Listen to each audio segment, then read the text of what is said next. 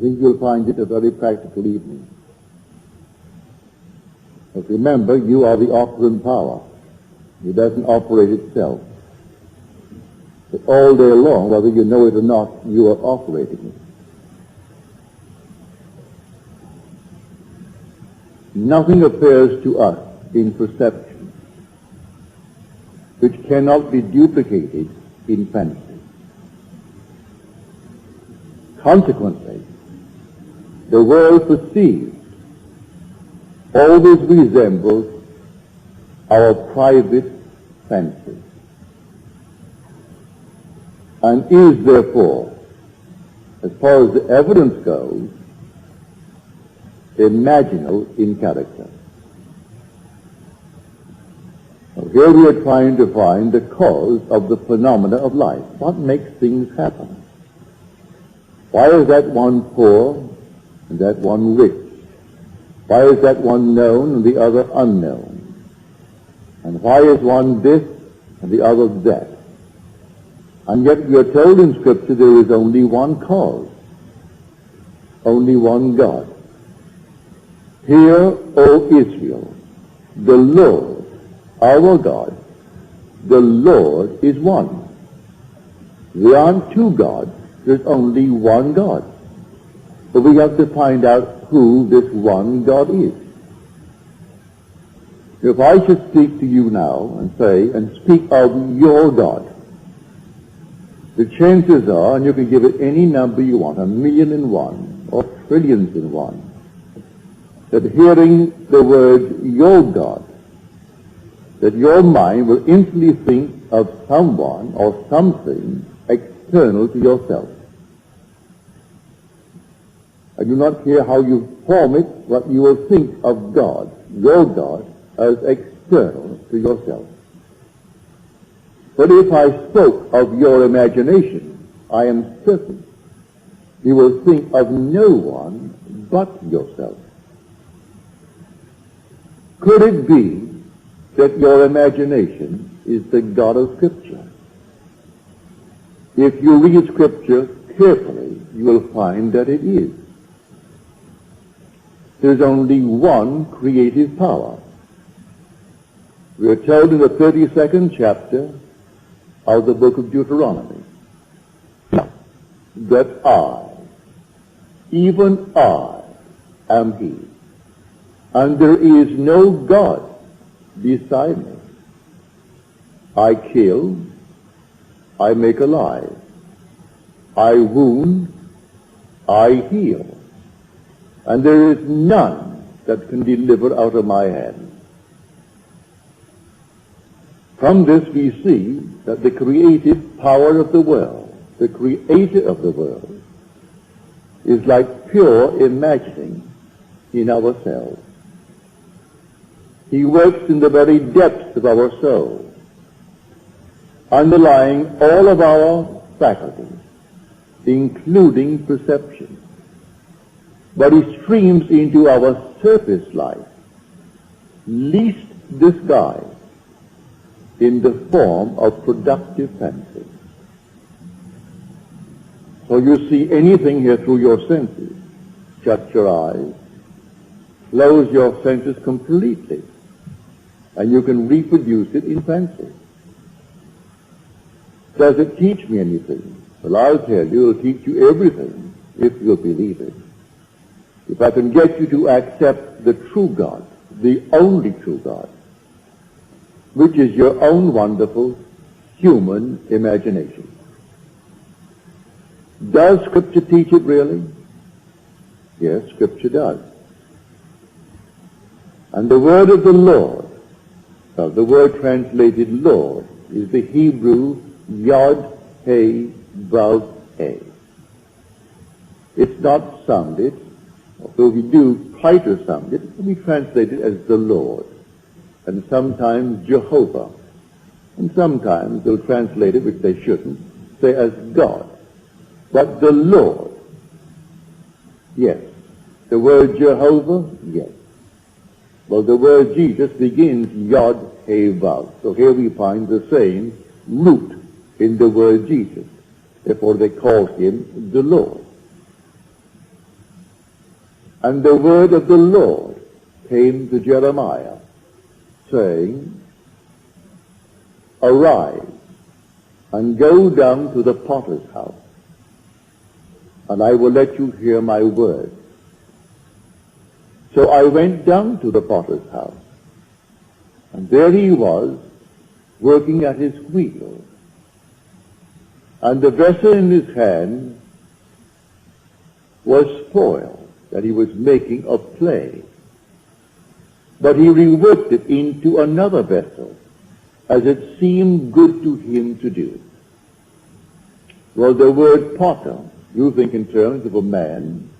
I know in little Barbados, where I was born, I would go up to the potter's field. And there he was, working these things out of clay. Things where we would put the normal water into it, and in some strange way, it chilled it. You could always depend upon a nice cold glass of water if poured from what we called the monkey. It was a thing made of clay, had a little clay top, and an open thing like a huge big teapot, but made of clay. In the hottest moment of the day, if you poured it from that clay, it was always nice and cold. And so I could see him now form the entire thing with his hand. But in Scripture, the word potter means imagination. You'll find what I've just quoted in the 18th chapter of the book of Jeremiah. You'll also find it in the 64th chapter of the book of Isaiah. Thou art our Father, our potter.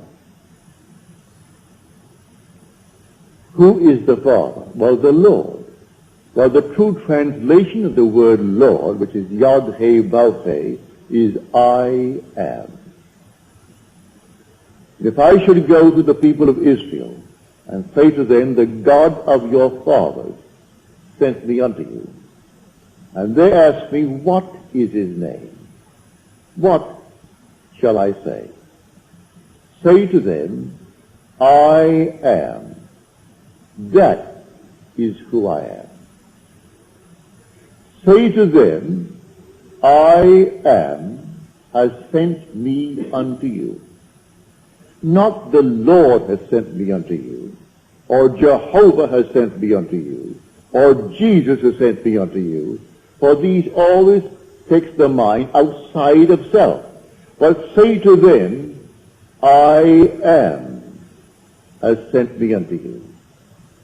You want to know his name? Just say, I am. That is who I am. That is my name forever. And by this name I shall be known throughout all generations. But man will not bring himself to believe that that is God.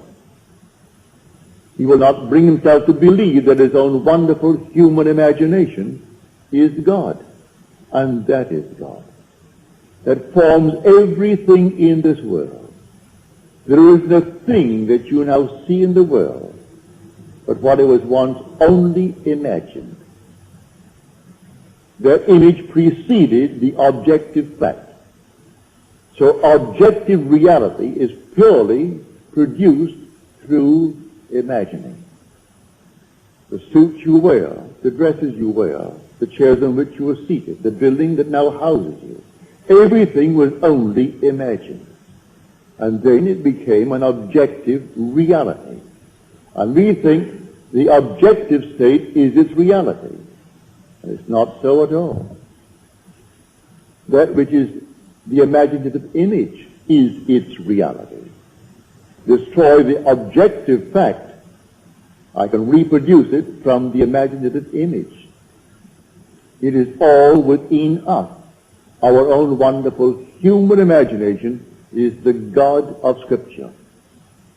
Now we are told all things were made through him, and without him was not anything made that was made. He was in the world, and the world was made through him. Yet the world knew him not. So you walk the earth as the cause of the phenomena of your life. You could be, if you are vivid in your imagination, be influencing the imaginations of unnumbered people, and you, unseen by them, are the cause of the phenomena of life. If they are passive, they fall under your influence. If you are powerful in your imagination, you are creating the phenomena of life. And those who are not in control of their imagination, who are moved by the wind of every little rumor, every opinion, they simply sway from side to side as you, in control, move them. You are the one treading in the winepress, and no one knows it. You could be in a dungeon, serving a long, long span of time, and while there, eaten up with a desire. And then in your silent moment, you are completely in control of that vivid, creative power of the universe, your imagination. And you influence all the people of the world. For all things by a law divine, in one another being mingled. I couldn't see you if you did not penetrate my brain. I couldn't hear you if you didn't penetrate it. So all things by a law divine in one another's being mingled. The whole vast world is one. You in control of the creative power, which is your own wonderful human imagination. You can sway the entire vast world. If you can't do it, as some dictators have tried to do it, they bring in their propaganda machine. And then they try to force man into a certain shell, into a certain state. And quite often they succeed up to a point. But you, without the aid of any machine in this world, you can change the structure of your world by the control of your own wonderful human imagination. That is God. That is the Lord spoken of in Scripture. That is Jesus. Or can you imagine? Well, that is God in operation. God only acts and is in existing beings or men. But how does he act? As I imagine. I imagine anything. See now that I, even I, am he. I kill and I make alive. I wound and I heal. And none can deliver out of my hand. I raise my hand to heaven and cry, I live forever. That's the immortal you. It cannot die. When you say I am, it cannot die. It's not confined to the little garment that you're wearing. That's a mask that you put upon yourself that you may be seen in this world of shadows. But you are not the mask that you wear. You are an immortal being, and that immortal being is God the Father, as spoken of in Scripture. But I would like you to begin to feel it is simply I am. And by that, imagination. You can sit down this very moment and begin to dream the most glorious dream in the world concerning yourself. At the moment of the dream, reason denies it. Your senses deny it. But if you dare to assume that assumption, that you are already that in its fullness, and persist in that assumption, it will harden into fact.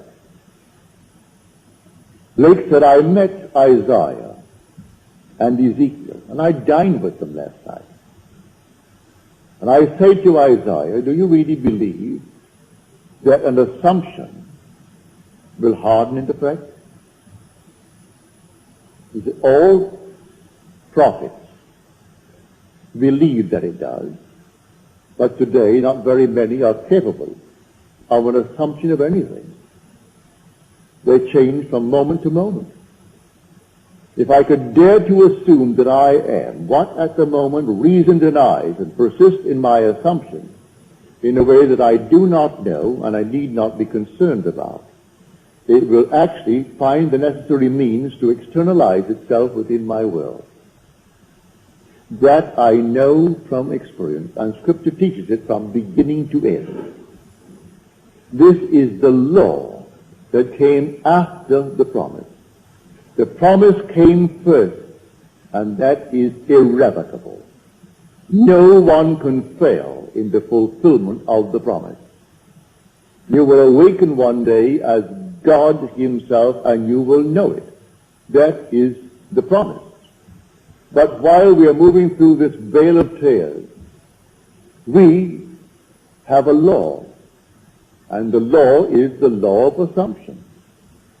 If I dare to believe that what I have said will come to pass, and not question it, well, go your way, it will come to pass.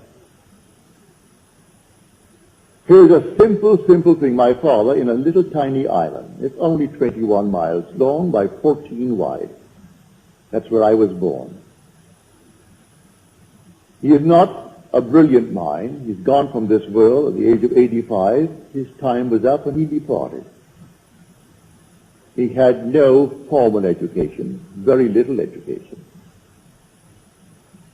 The war came, the First World War came to an end in 1918. The boys began to return in 1919. As these troop ships came in, bringing back the boys from Europe and from North Africa, he heard the officers, the captains, and the stewards discuss the next World War. I can hear my father now. For in 1919, I was born in 1905, so here I am, 14 years of age. And all of us are now growing up, young men. And my father said, we'll have another war in 20 years. It'll break in 1939. Mother said, Joseph, why do you say that? Look at all of our boys. They'll all be ready for the war. Why do you say that? And there were 9 boys, 1 girl. He said, it will happen in 1939, 20 years. He even named the 2 sides and placed Italy on the side of Germany and Japan on the side of Germany, leaving England and France and Russia. He didn't mention the others. They were, naturally, he took it for granted that America would come in to defend the liberties that we have inherited from England. What we now call the Bill of Rights. All this is part of the foundation of that English-speaking world. And he thought, well, now America will come in at the appropriate time, but in 1919 it will break. Well, on September the 1st, 1919, it broke. I was driving through from Montreal. I just spent 2 weeks on the Canadian border. Went into Montreal, and I had, well, champagne and stout. It's a delightful drink, by the way. And so I had a few of those. We got into the car and started back. And on the way back, here comes the radio, and here's the news. England has just declared war on Germany. Germany moved on Poland. England had a treaty and declared war. That was September 1919. Now, my father was not a prophet, but he firmly believed in his assumption. He was treading the winepress in this tiny little island called Barbados, 21 miles long by 14 at its widest point. So you don't have to be in a palace. You don't have to be in the White House. You don't have to be in any prominent place or the Vatican. Someone in a dungeon this night is treading the winepress. And who knows what's going to happen when she has tread the winepress. It is always happening because he waits on us just as swiftly and as indifferently when the will in us is evil as when it is good. For I kill and I make alive. I wound and I heal. I do all these things. I make the wheel and I create the woe. I form the light. I create the darkness. As told us in Isaiah. There's only one creative power. Don't think for one moment there are two gods, like a God and a devil. The devil is only the negation, the doubter in this world. But the positive creative power of the world is your own wonderful human imagination. That is God. So as you're seated here, God is seated here. And where are you going to go to find him? To find him no place other than where you are. You'll never find him outside of yourself. Approaching you, as some people are talking about it today. I turned on the radio thinking I'm going to see the blast off to the moon. I thought I had channel 4. So I sat back in my easy chair. Oh, I didn't know what time it was going to come on. It said maybe 10 minutes to 10. So I turned it on at quarter to. And here comes this so-called prophet. He's from Australia. And he's being questioned by someone else. And he's giving all the interpretations of the prophecy of Scripture. And I wonder, is this an insane asylum or something? And here he is giving me all these little dates. Why Israel won in 6 days the last war, rather than others, because Israel always rests on the 7th day. Of all the nonsense in the world. And he is actually, before a past, undoubtedly a large audience, maybe not last Sunday morning, because it was an important thing, the boys blasting off to the moon. I thought I had channel 4 and I had channel 5. So I sat there waiting, maybe some weather has delayed the thing, but I thought it was 4. And after 15 minutes of this nonsense, I got up and checked, and I missed the blast off. Completely gone. Luckily, it was a replay, so they replayed it later, and I saw the blast off. And this goes on every Sunday morning. And then they called him an authority, and he so smiled, he so loved that. You are an authority on the Bible. Well, you never heard such nonsense in your life. Well, that is it. I'm telling you of the true God. God became as we are, that we may be as he is. And that God is your own wonderful human imagination. So when you say, I am, that's God. There is no other God. He literally became as we are. Our every breath is the breath of God. But he does not in any way interfere with this level of awareness and compel us to be good, compel us to be kind, compel us to be anything. We can exercise the talent, no matter what mistakes we make, what horrors we make in this world, and we have done it, and are still doing it in this world. And who suffers? Only God suffers. But you say, but I am suffering. That's his name. Forever and forever, he has no other name. It's not Jehovah. It's not the Lord. It's not Jesus. It is simply I am. That is the Father. And so I'm telling you tonight, if you really believe it, you can start now, this night, and change the world in which you live. Start with your own environment. What would it be like if it were true that I am now the man that I would like to be, or the woman that I'd like to be?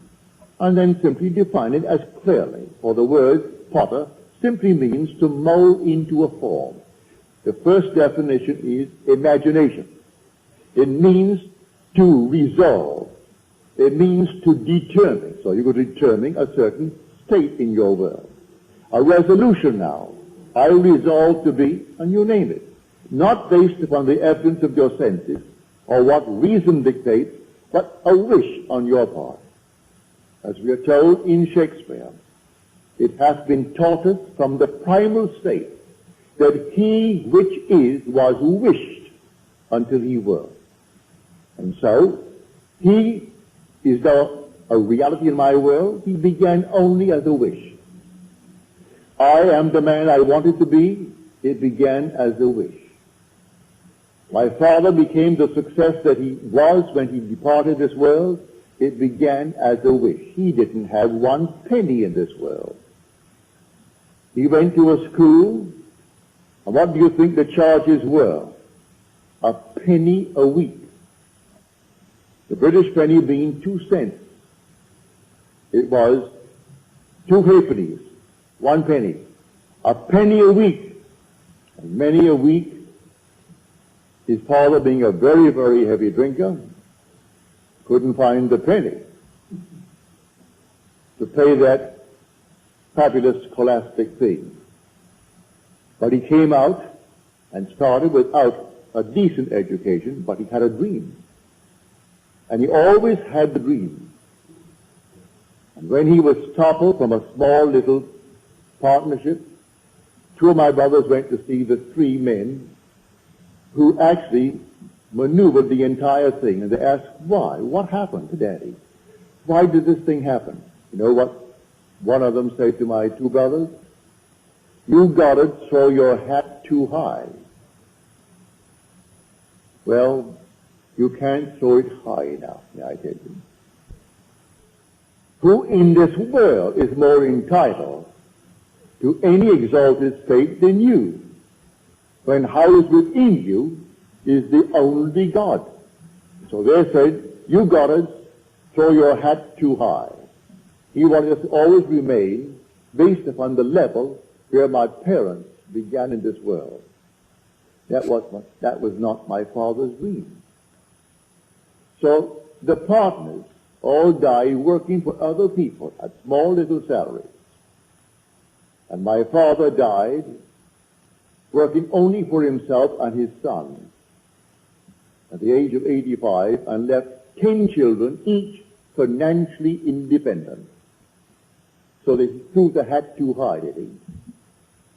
If he had lived longer, he'd have thrown it even higher. That was my father's dream. So do not let anyone tell you to be satisfied with this, that, or the other.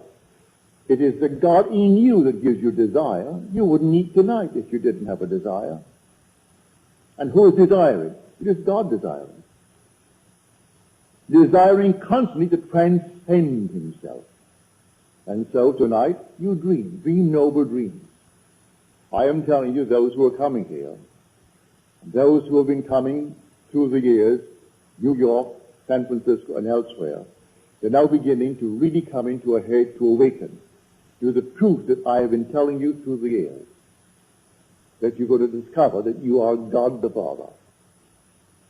Thou art our Father, yet our potter, and we are the clay in thy hand. The day will come, you'll discover why he calls us the clay. We are emotional filters, and we bear the marks of our prevalent emotions. And he allows these marks, good, bad, or indifferent. He does not in any way dictate what I should entertain as a thought. All right, entertain it. So I want to feel sorry for myself and go out and eat worms. Go and eat the worms. Have some more. That's exactly what he does to all of us. No compassion whatsoever. Not to think for one moment that he's going to stop you in the act. He allows you to completely run your own world, as it were, and make all the mistakes in the world. Thou hast delivered us into our iniquity. And the word deliver in Greek, in Hebrew, and in Latin means to melt. He has melded us and melted us into our iniquity. So we are so much a part of it, we can't even separate ourselves from these infirmities. He allows us to be delivered right into our iniquities, as told us in the 64th chapter of the book of Isaiah. Read it carefully, and you'll see this vision that possessed these men who were qualified to hear from the depths of their own souls. But they heard it as adumbrations. And then came the understanding of these shadows, these foreshadowings. And the day will come that everyone in this world will discover he is God the Father. And because he is the Father, then there must be a Son. And that Son is David. David is the Christ, spoken of in Scripture, but man doesn't know that yet. I am telling you from experience. I know it. And one day you're going to actually see the Christ who reveals you as the Lord, who is the Father. So David is called, not in Scripture, that the thing is going dead again. All right. Here is start back. Is it back? Yeah. So I'm telling you, there's only Father and Son in this entire wonderful story.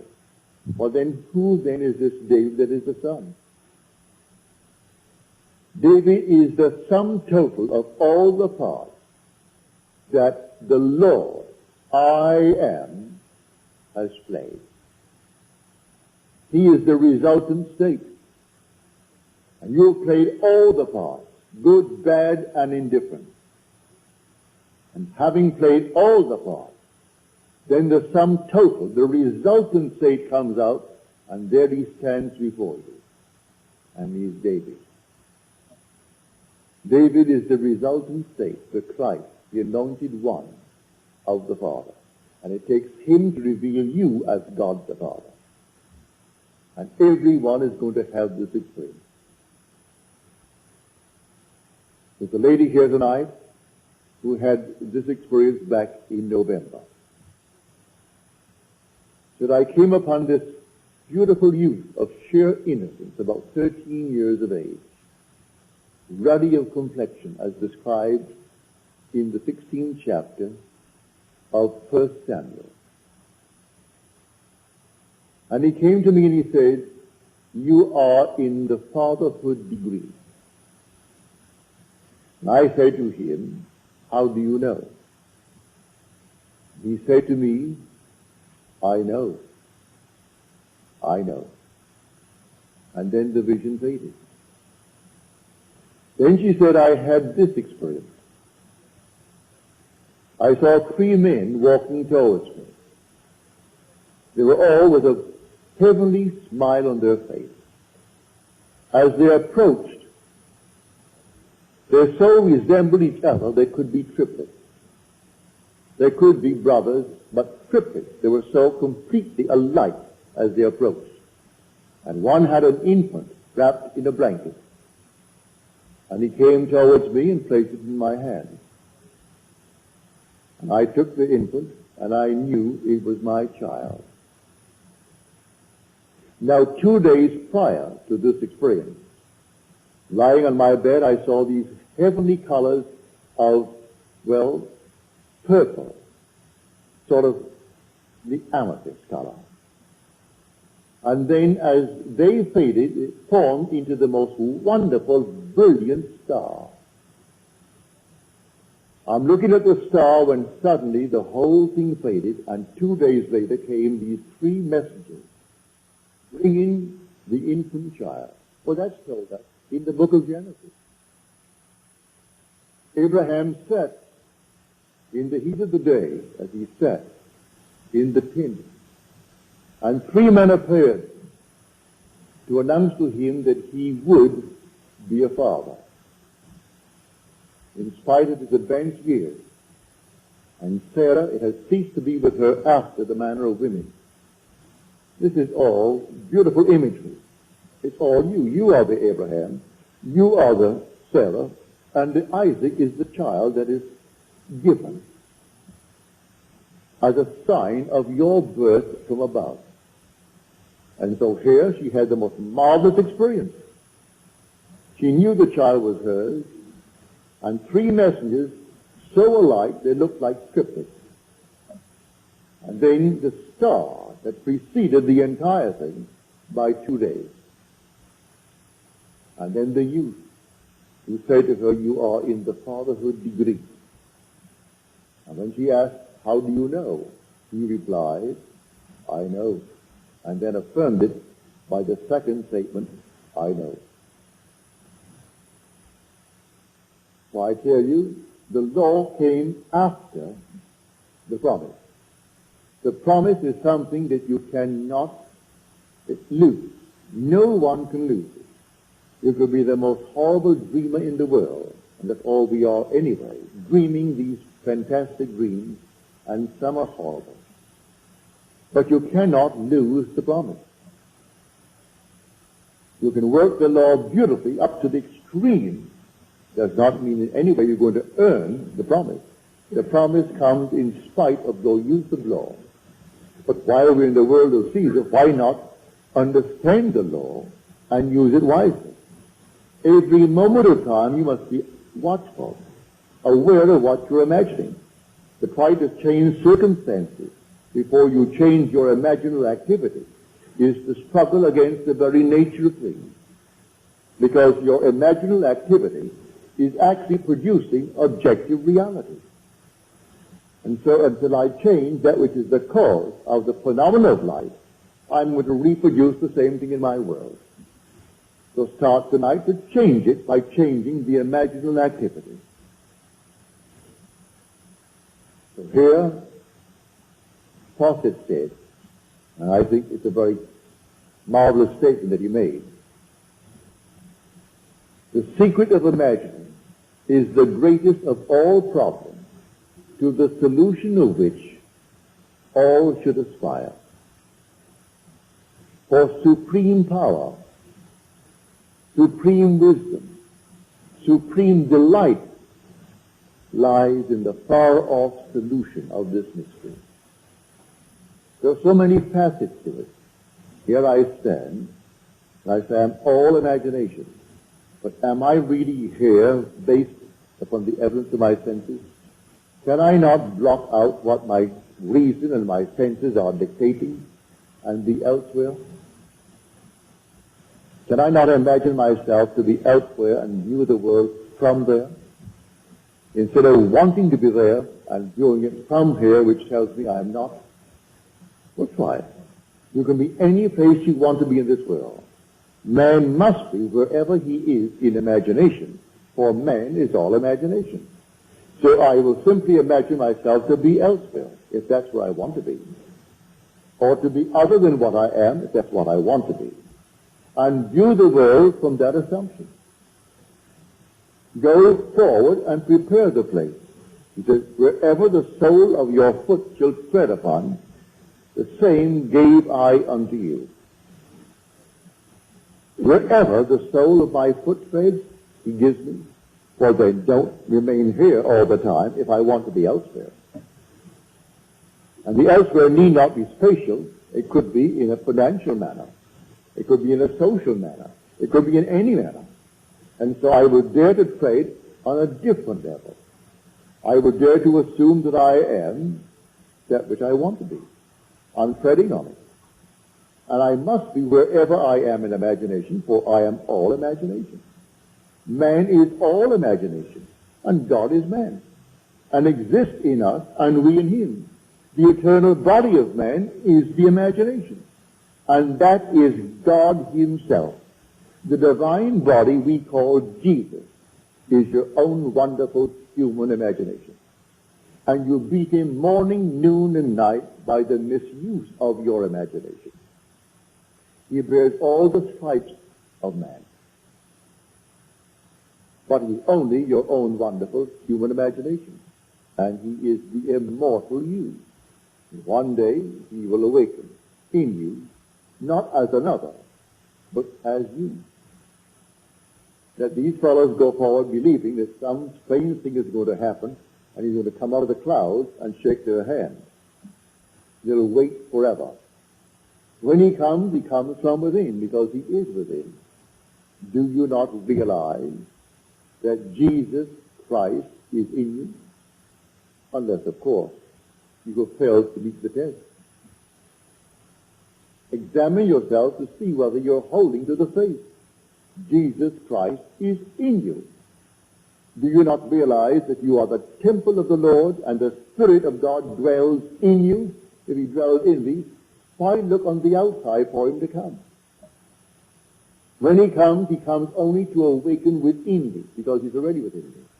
He awakes within me as the very being in whom he awakes. And then I see confirmation of that when I see the resultant St. David. And this handsome, wonderful, you can never want can claim. Oh, they can attempt it.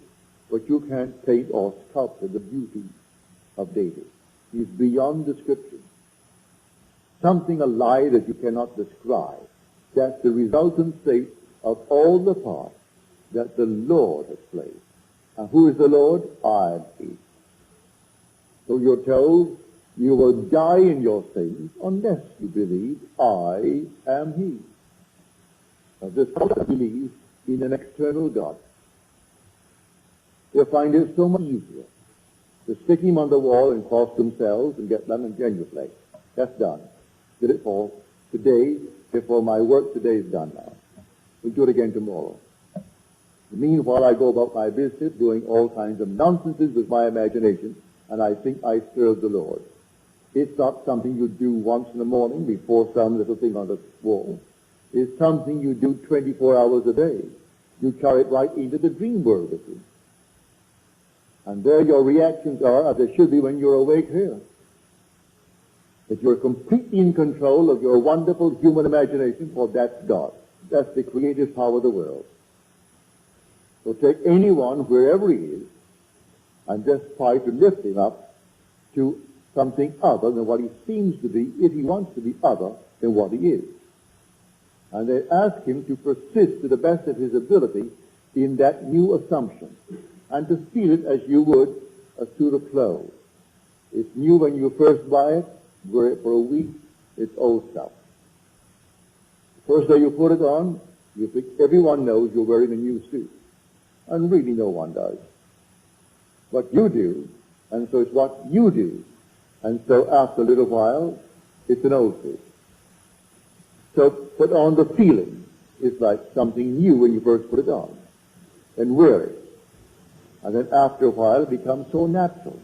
And then it objectifies itself in your world, and you become exactly what you've assumed that you are. For an assumption, though false, if persisted in, will harden into fact. You try it. Who would have thought an insane person like a Hitler or a Stalin could, by a mere assumption, rise to the height that they did and actually control intelligent men and women, 100 million Germans, the other 200-odd million Russians. And they could destroy them with impunity. Kill millions with impunity. They weren't put on trial. Yet both were thieves and robbers before they actually moved to that position. Stalin was a bank robber and served time for it. And yet they honored him over the years he was there, knowing all along he was insane. Well, you can't conceive of a man called Hitler sane. He was just as insane as anyone could be. But he did assume, and boldly assume, and he lived in it. That's what I mean by this strange, peculiar law that kills and makes alive. And it wounds and it heals. It makes the dark and creates the light. It forms the wheel and still creates the world. It does all things, and no one can deliver out of its hand. So it's entirely up to us. What are we going to do with this creative power in the world when we ourselves are that power? You don't say, I'm going to take it from outside and use it. We are the power. We are the creative power of the universe. And that power, the world calls God, but in calling it God, in calling it Jehovah, in calling it Lord, they are missing the point. Because they put it on the outside. If you really know, read the 3rd chapter, the 14th verse of Exodus. That's where the name is beautifully described for us. And when I come to the people of Israel, and I tell them, the God of your father sent me to you, and they say, what is his name? What shall I say? Say unto them, I am. That is who I am. And when you go to them, you just say, I am, has sent me to you. And that is my name forever. And by that name I shall be known throughout all generations. But Israel finds it difficult to keep the 10th. And so it's always something other than I am. It's so much easier to blame someone other than self for the things that are happening to us. And I point here, there, and elsewhere. I forget what I did in my idle moments. And when the harvest comes up for me to reap it, I deny that I planted these seeds. When on earth did I plant them? Well, if I was honest with myself, I would know. You plant them morning, noon, and night. In the course of a day, unnumbered idle moments catch you thinking all kinds of things. You don't know the people, and yet you'll be acting and doing all kinds of things